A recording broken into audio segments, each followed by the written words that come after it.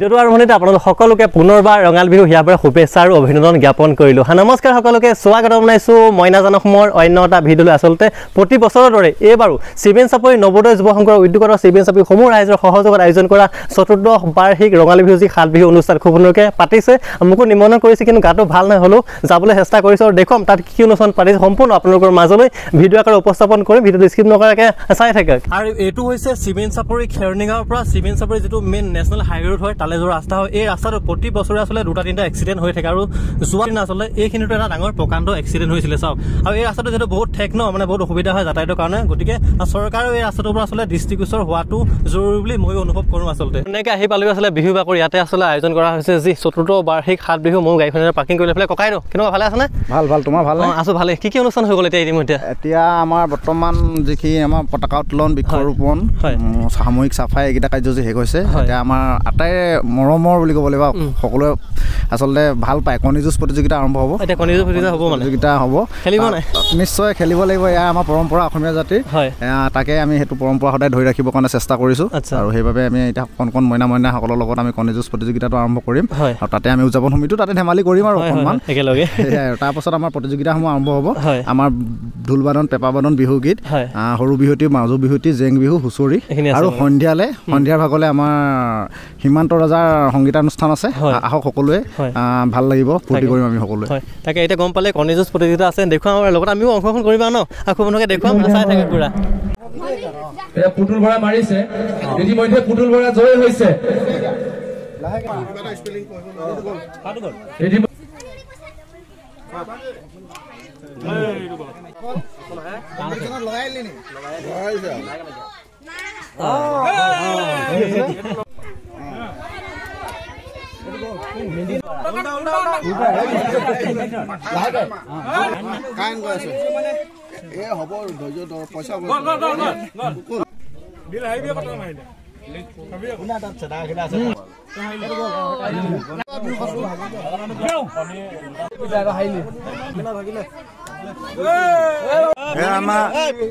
আমাৰ আহিলে এতিয়া খেলিবলৈ মইনা জানো কম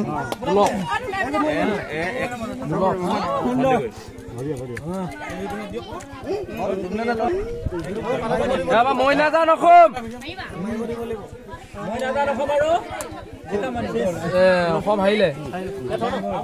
অসম হাৰিলে।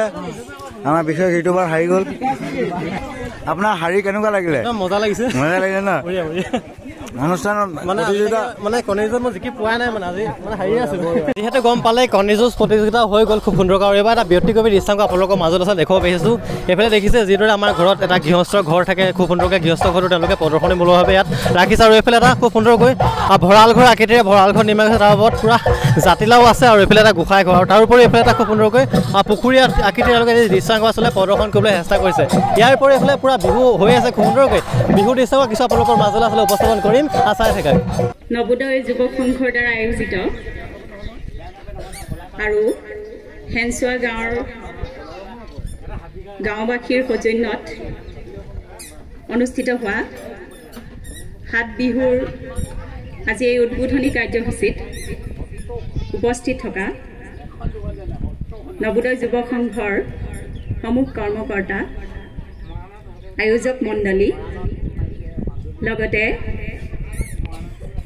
দৰ্শক মণ্ডলী আৰু গাঁৱৰ গঞাসকল সকলোকে শেহতীয়াকৈ বিহুৰ ওলগ যাচিছোঁ।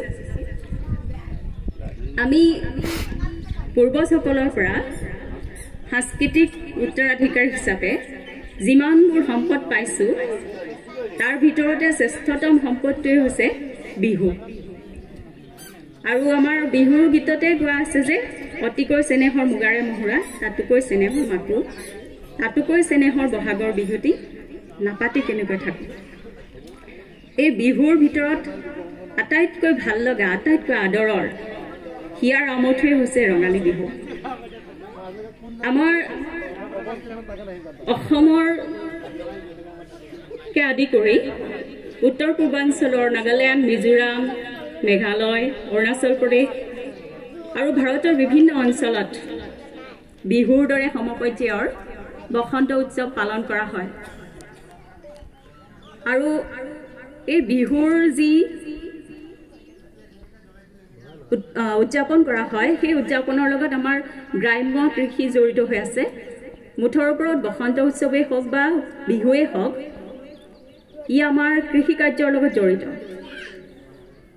আমি যে কৈছো যে আমাৰ বিহু তিনিটি এই তিনিটা বিহুৰ লগত আমাৰ কৃষি কাৰ্যৰ আৰম্ভণি বাহন আৰু কৃষি কাৰ্য চপাই শেষ হোৱাৰ সময়ত আমি সকলোৱে উদযাপন কৰোঁ এই কথা আমি সকলোৱে জানোৱেই আমাৰ প্ৰাগৈতিহাসিক কালৰে পৰা গৱেষকসকলে এই বিষয়ত অধ্যয়ন কৰি আছে যে বিহু কেতিয়াৰ পৰা উদযাপিত হৈছে তাৰ নিৰ্দিষ্ট এটা সময় ক'বলৈ অসুবিধা হয় কাৰণ প্ৰাগৈতিহাসিক সময়ৰ পৰা তিব্বত বৰ্মী কিৰাতসকলৰ মাজত অষ্ট্ৰিক জনগোষ্ঠীয়ে বিহু উদযাপন কৰিছিল আজি আমাৰ সমগ্ৰ অসমতে এই বিহু সকলোৱে উদযাপিত কৰে সকলোৰে আদৰৰ ৰুদ্ৰসিংহৰ দিনত স্বৰ্গদেউ ৰুদ্ৰসিংহৰ দিনত যিখন বিহু আচলতে এটা সময়ত স্বতঃস্ফূৰ্তভাৱে কৃষি কাৰ্যৰ আৰম্ভণিতে বা প্ৰকৃতিৰ যি অপৰূপ সৌন্দৰ্য প্ৰকৃতিয়ে যিদৰে ৰূপ সলায় পুলি কেতেকী আৰু অন্যান্য গছ বিৰিখত যিবোৰ ফুল ফুলে এই অপৰূপ সৌন্দৰ্যই লালিত্যই মানুহক মুগ্ধ কৰিছিল